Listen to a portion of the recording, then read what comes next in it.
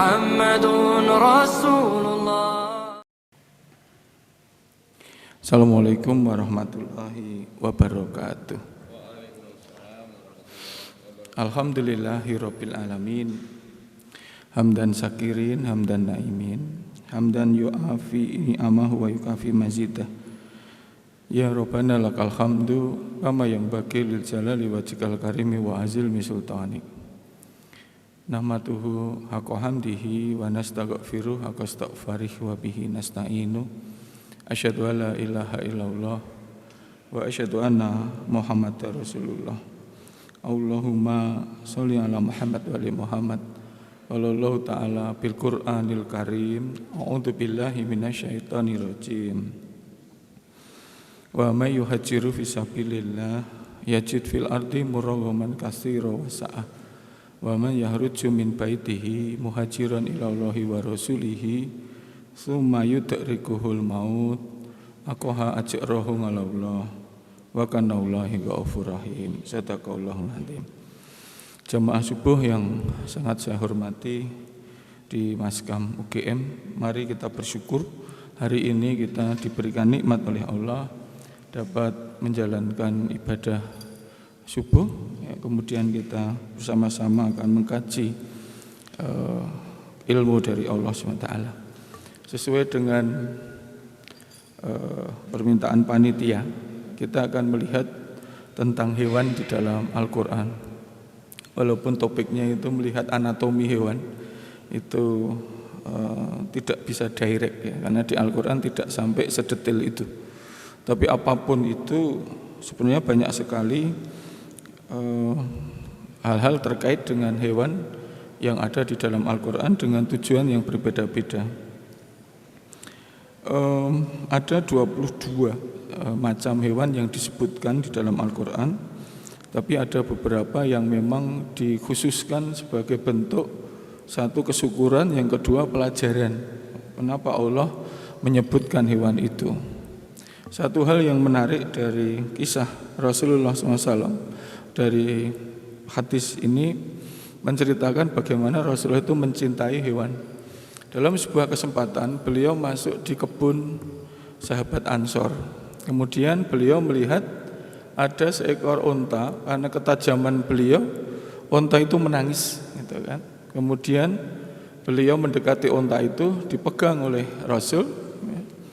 Setelah itu dipanggillah sahabat, siapa pemilik unta ini, begitu. Lalu setelah itu saya ya Rasulullah, maka Rasulullah itu mengatakan bahwa unta ini kelaparan, ya, dan kecapean. Maka Rasul mengatakan dari hadis riwayat Abu Daud nomor 2548, dan Imam Nawawi menjadikan hadis ini sahih.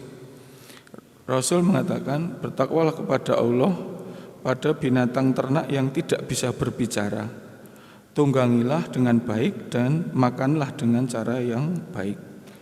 Sehingga Rasul sampai mengatakan orang yang menelantarkan hewan itu termasuk orang yang dolim dan akan mendapatkan azab dari Allah Subhanahu wa ta'ala. Dan hadis ini muktabar karena diriwayatkan oleh hadis riwayat Muslim, Abu Daud dan Imam Ahmad. Bahkan Ibnu Al-Huzailah itu mengatakan Rasul itu sedang berjalan bertemu dengan seekor unta yang antara punggung dan perutnya itu bertemu istilahnya, atau sangat kurus. Nah, kemudian Rasul mengatakan sama, yaitu bertakwalah kepada Allah dan tunggangi serta berilah makan hewan itu dengan baik. Kemudian dari hadis yang lain, para sahabat itu sampai mengatakan, kami singgah di suatu tempat dan kami tidak sholat sunat sebelum menurunkan beban dari punggung unta dan mengistirahatkannya. Jadi Rasulullah SAW terkait dengan hewan ini memberikan pelajaran pada kita betapa beliau itu sangat sayang dan kita wajib untuk menyayangi hewan atau binatang itu. Walaupun sampai Rasul mengatakan bertakwalah kepada Allah, ya, pada binatang-binatang ternak yang tidak bisa berbicara. Artinya bahwa kita tidak boleh dalam konsep apapun untuk membiarkan hewan-hewan itu dalam keadaan kelaparan. Kemudian ada juga kisah dari semut ya, di surat An-Naml. Ini masyhur. Surat An-Naml ayat 18. Kalimat-kalimat di situ itu menarik sekali untuk disimak. Jadi menggambarkan bahwa di dunia hewan itu ada sebuah kehidupan, ada dialog seperti kita yang ada di dunia. Misalnya di surat An-Naml ketika dia akan dilewati oleh Nabi Sulaiman. Ayat 18. A'udzubillahi minasyaitonirrajim. Hatta idza ataula wahdin namli qala lanabtu ayyuhan namlu khulul masakinakum la yahtimanakut Sulaimana wa junuduhu wa hum la yaskurun. Pada saat itu di sebuah komunitas semut, maka ada namli itu rajanya semut. Wahai para semut, ayuhan namlut khulul masikanakum, masuklah kamu ke dalam sarangmu. La yahtimanakum Sulaimana wa junuduhu, supaya kamu tidak terinjak oleh Sulaiman dan wa junuduhu dan tentaranya. Wahum la yaskurun, mungkin mereka itu tidak menyadari.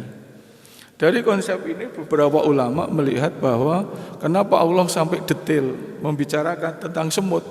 Berarti ada suatu kehidupan ya, yang mungkin di luar pemahaman kita, karena yang tahu kan hanya Nabi Sulaiman saja.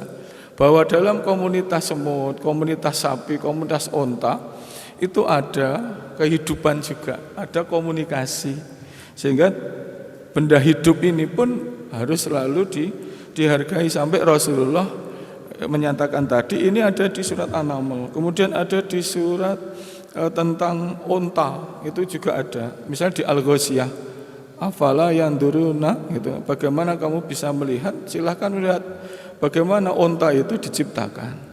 Kita melihat indahnya, Allah itu ingin menunjukkan kebesaran juga lewat hewan. Mari kita lihat sedikit anatomi dari onta. Onta itu mempunyai kelopak mata yang tebal, kelopak mata yang tebal, rambut yang tebal gitu, sampai cuping hidung yang menutup. Karena di Arab itu sering ada badai pasir, maka onta menjadi suatu hewan yang luar biasa. Dia bertahan. Karena apa? Cuping hidungnya itu tertutup, kemudian telinganya juga tertutup dengan sangat tebal, termasuk kelopak matanya. Jadi saya membayangkan seperti pakai helm gitu ya, ontanya itu. Dan itu kan Allah menciptakan dengan anatomi yang begitu indahnya. Masya Allah, subhanallah. Dan badannya itu tebal, kemudian yang hebat dia itu punya kantung air. Kantung air itu bisa berisi berpuluh-puluh liter, dan bahkan dia bisa tahan ketika dia harus jalan di kan. Kalau yang sekarang anatomi hewan yang lain kan muncul, misalnya ada sapi yang seperti daerah Mongolia, itu sapinya beda dengan sapi di Indonesia. Ya samalah dengan orang-orang kita. Orang-orang kita itu kalau karena kita musim panas ya bajunya pendek-pendek kayak kalian ini kan para mahasiswa. Tapi kalau yang sapi di Mongolia itu bulunya sangat tebal gitu, karena menyesuaikan dengan kondisi yang di situ. Ini tentang secara anatomi makro ya. Kalau kita melihat dari sisi fisiologi mikro luar biasa.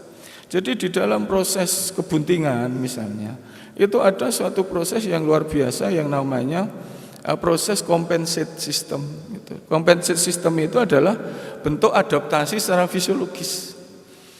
Misalnya demikian, ketika seorang ibu itu sama kan dengan seorang induk ya, kami menjadi induk itu kalau sedang hamil itu ketika pH-nya turun, misalnya secara anatomis atau fisiologis, pH yang dibutuhkan itu alkalis, yaitu 7.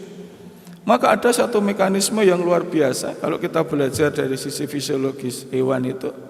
Ketika suhunya pH-nya turun menjadi asam, maka ada mekanisme dari induk di dalam rahimnya itu untuk membuat menjadi basah, sehingga menjadi 7,0 lagi.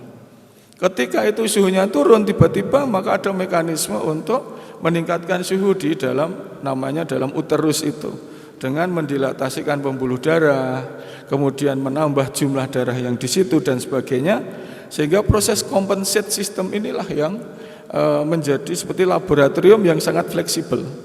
Kita bandingkan dengan laboratorium yang ada di buatan manusia itu tidak fleksibel, jadi tidak adaptable.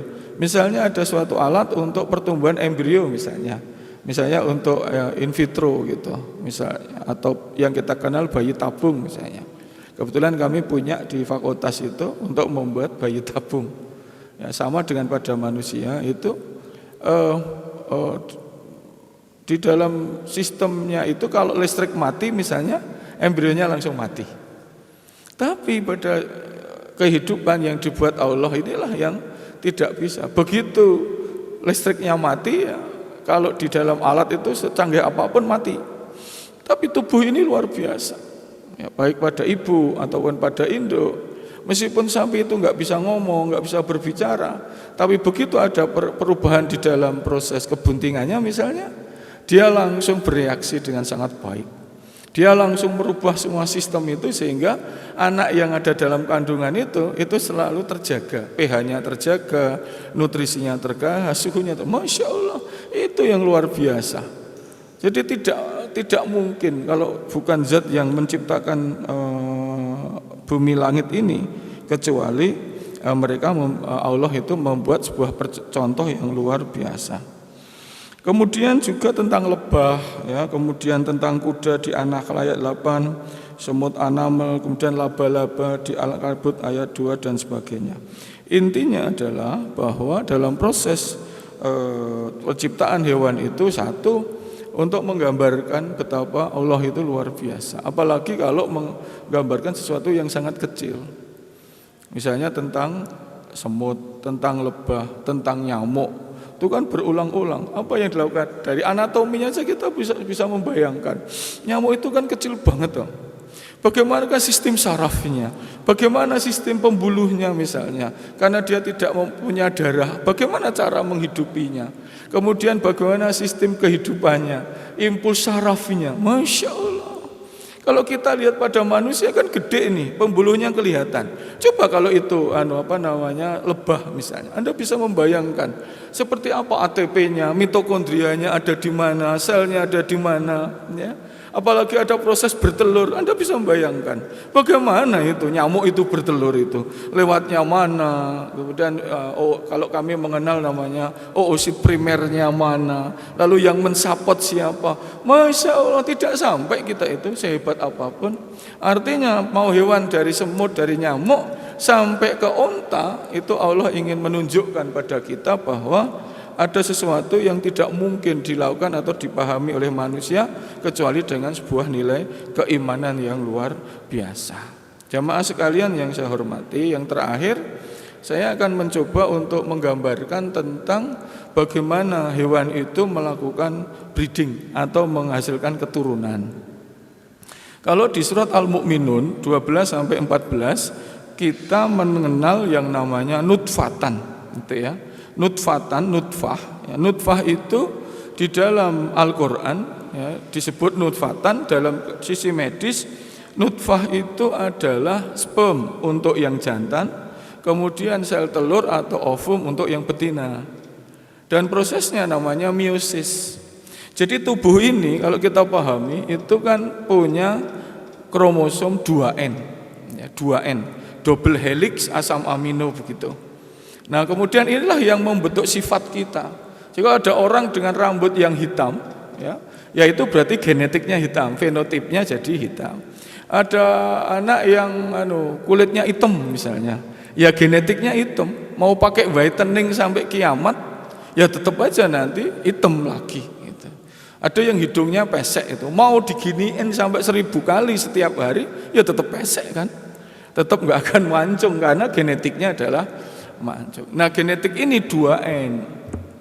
Kalau 2N, kalau di dalam manusia Allah itu menggambarkan di surat Ar-Rum ayat 22. Wahtilaf alsinatikum wa alwanikum. Ayat-ayat perkawinan itu kan An-Nur 32, Ar-Rum 21, Ar-Rum 22. Ada kata wa alwanikum. Alwanikum itu artinya warna kulit. Warna kulit itu genetik. Kalau orang Jogja itu gawan bayi gitu ya. Bahasa Inggrisnya bring baby gitu ya, gawan bayi. Gawan bayi itu tidak akan berubah. Itu kromosomnya 2N, double helix. Ketika jadi nutfah, itu keren banget ini. Di Al-Mu'minun nutfah itu N. Nutfatan itu N, sperm itu N karena mengalami meiosis gitu. Makanya kalau perkawinan pada manusia atau perkawinan breeding pada hewan itu mereka disatukan. Proses penyatuan pada Arum 21 itu namanya azwaja litaskunu, berpasang-pasangan. Jadi yang berpasangan itu nutfah. Kenapa yang benar yang pasangan laki-laki perempuan? Tapi dalam konsep 2122 karena bawahnya itu harus ada perbedaan warna kulit, berarti yang berpasangan adalah asam amino, kromosom itu, sehingga 21-nya itu kan majemuk, berpasang-pasangan. Berpasang-pasangan itu dalam konsep dua-duanya adalah asam amino kan jumlahnya miliaran. N ketemu N maka disatukan. Nah, inilah yang menjadi individu baru. Dalam Al-Qur'an ada di Al-Mu'minun 12 sampai 14 itu. Lalu di Al-Hajj ayat 5 terkenal dengan nama nutfatan alaqatan mudghah. Ala nafatan, tapi arti di Kementerian Agama itu tidak pas menurut ilmunya, karena tidak ada segumpal darah. Tulang belulang itu baru tumbuh itu lama, karena di dalam rahim awal itu masih 2 sel itu umur 24 jam, 8 sel itu umur 72 jam, 1 minggu itu masih 120 sel. Nah, tulang belulang itu organogenesis itu nanti setelah usianya lebih dari 3 bulan, 4 bulan. Tapi enggak apa-apa. Yang penting adalah ingin tunjukkan bahwa secara anatomis dan fisiologis N ketemu N begitu. Kalau di dunia hewan sapi putih dengan sapi merah digabungkan. Kalau pada kalangan mahasiswa yang mau cari jodoh ya kulitnya hitam cari yang putih, perbaikan genetik. Putih N ketemu N menyatu. Jadi apa kalau hitam sama putih?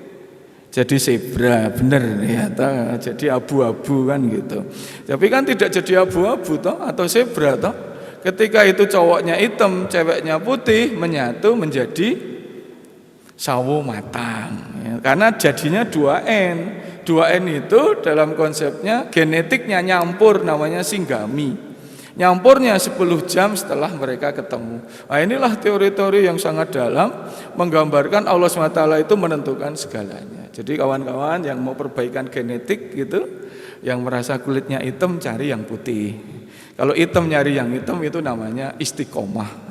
Ya, tetap hitam ya, melanjutkan perjuangan kehitaman itu ya. Tapi kalau hitam sama putih ya jadinya sawo matang gitu. Saelek-eleke ya sawo bosok lah gitu. Tapi kan ada perbaikan. Nah, itu atau misalnya yang tinggi gitu cari yang endek gitu. Yang endek cari yang tinggi, anaknya jadi moderat. Nah, ini proses ini ada di dalam Al-Qur'an pada dunia breeding itu. Cuman bedanya satu. Kalau pada human itu harus ada ijab qabul, misakon golidon. Kalau pada hewan tidak usah ya, karena pada hewan itu tidak dibatasi dengan moral seperti itu. Jadi saya balik kalau ada orang tanpa menikah ya selevel dengan sapi, kerbau itu ya disembelih aja misalnya kan gitu. Nah, jamaah sekalian yang saya hormati, itulah kemudian di rahim juga sama, secara anatomis sama. Kemudian sampai dia melahirkan, kalau di dalam manusia itu pakai Al-Aqaf 15. Wa wasoinal insana biwalidayhi ihsana hamalathu ummuhu kurhau wa wada'anu kurha wa hamluhu wa fisaluhu salasuna sahra. Tapi pada dunia hewan ya tumbuh sehat, kemudian menjadi hewan produktif. Kalau hewan kesayangan ya menjadi cantik, cute gitu ya, anjing, kucing dan sebagainya. Kalau dari dunia produksi ya menjadi susu, kemudian bertambahlah daging dan sebagainya. Saya kira demikian ya, sekedar untuk pengantar pemahaman kita betapa Allah menggambarkan dalam Al-Qur'an itu ada 2 sisi. Sisi dari sifat-sifat hewannya seperti lebah yang menghasilkan madu, semut yang begitu kuat koordinasinya gitu, yang begitu rendah hati. Ya mungkin semut itu punya WA group gitu ya. Saya juga nyatanya ketika ada makanan kecil aja langsung datang semua. Berarti kan ada yang nge-share itu pagi itu ya. Seperti ini sahur nge-share gitu kan. Belum subuh pulang. Itu juga mungkin ada WA-nya kan gitu ya. Ya, tapi inilah ya, begitu dalam sistemnya gitu, secara mikrofisiologis lebih hebat lagi pada dunia hewan termasuk karena sekarang 70% penyakit pada manusia itu ditularkan oleh hewan. 70%. Artinya apa yang ada dalam Al-Qur'an itu memang benar adanya. Masya Allah 70% kawan-kawan. Yang top itu kan antrak baru aja, kemudian leptospira, kemudian rabies gitu kan. Kemudian hampir 70% penyakit pada manusia ditularkan oleh hewan. Sehingga Rasul mengatakan sayangi hewan, rawat dengan baik ya, tunggangi, jangan sampai lapar. Itu adalah secara indirect sekarang ini terbukti bahwa kalau kita tidak menghandle hewan di dunia ini, ya akhirnya akan membuat kerugian pada manusia. Tapi ketika menghandle hewan dengan baik seperti Rasulullah, sampai Rasul tahu apa onta yang menangis itu kan menggambarkan betapa seseorang yang mencintai makhluk yang namanya hewan itu bagian dari sunnah Rasul itu untuk melindungi kita semua. Demikianlah yang bisa saya sampaikan. Semoga teman-teman menjadi semakin mencintai ya. Tidak hanya mencintai pacar-pacar kamu itu ya, tapi lebih baik mencintai sapi, terutama yang jombloisme ya. Ya sementara nggak usah risau, cari saja sapi di kedokteran hewan ya. Cintai mereka, biarkan Allah yang menilai, nanti ada jodoh yang lebih baik ya dari sapi. Ya. Karena mahasiswa kan lebih progresif gitu. Demikian yang bisa saya sampaikan, semoga Allah meridhai kita.